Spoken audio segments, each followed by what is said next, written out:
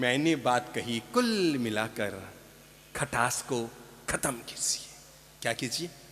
खटास को खत्म कीजिए। छोटा मोटा माहौल बन भी जाए ना, उसे प्रेम से, शांति से, मुस्कान से, आनंद से उसको मिटाने की, समेटने की कोशिश कीजिए।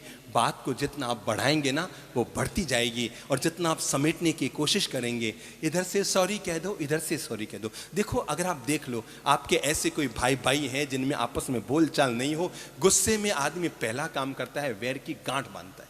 क्या करता है?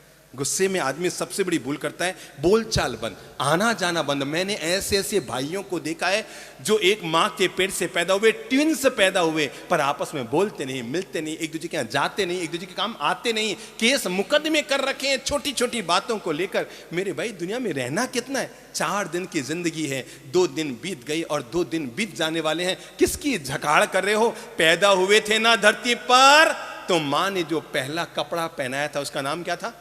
जबड़ा। क्या नाम था? लंगोट। माँ ने जो पहला कपड़ा पहनाया वो था लंगोट, और मरने के बाद जो लोग अंतिम कपड़ा ओढ़ाएंगे उसका नाम है कफन। देखो तो सही, आदमी जब पैदा होता है तो शरीर पर सबसे पहले लंगोट पहनाई जाती है, पर लंगोट में कोई जेब नहीं होता। आदमी जब मरता है तो अंत में कफन ओढ़ाया जाता है, कफन में कोई जेब नहीं होता। पर आदमी की हालत देखो, बचपन में लंगोट में जेब नहीं था, मरने पर कफन में जेब नहीं था, पर जिंदगी भर आदमी जेब ही जेब भरता रह गया। बस जीवन का कोई निस्तार न कर पाया, जीवन का कोई कायाकल्प न कर पाया, जीवन का कोई उद्धार नहीं कर पाया। तो मैंने पहला अनुरोध आप लोगों से किया, अपने घर में इस तरह का माहौल बनाओ। देख लो, आज ही निर्णय कर लो। अगर आपके किसी भाई के साथ बोलचाल बंद है, मेरे भाई, बाकी सब चीजें यही रह जाएगी।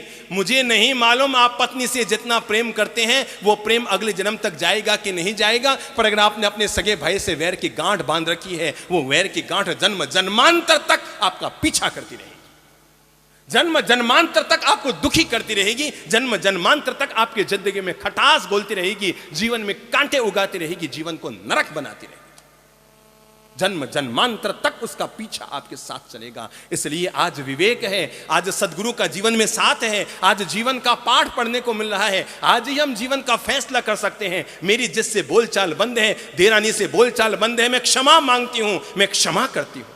मेरे भाई, पाली तना की तीर्थ यात्रा करने के लिए 5000 सीढ़ियां चढ़ना सरल है, तिरुपति बालाजी की यात्रा करने के लिए 10,000 सीढ़ियां चढ़ना सरल है, लेकिन अपने सगे भाई जिससे तुम्हारी बोलचाल बंद है, उसके घर पर जाकर 5 सीढ़ियां चढ़कर उसको सॉरी कहना, यह बहुत मुश्किल है।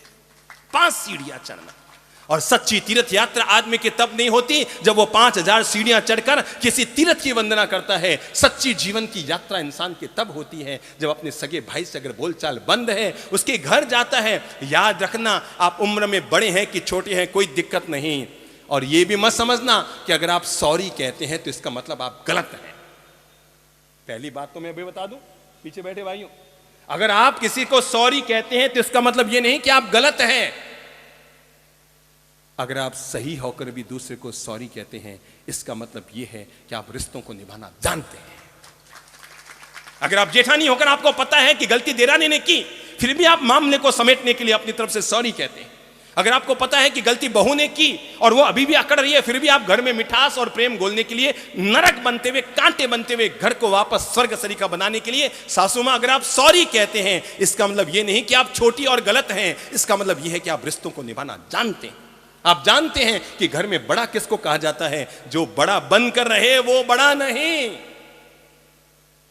जो बड़ा बनकर रहे घर में वो बड़ा नहीं। घर में बड़ा वो होता है जो वक्त आने पर घर को एक रखने के लिए अपना बड़प्पन दिखाता है।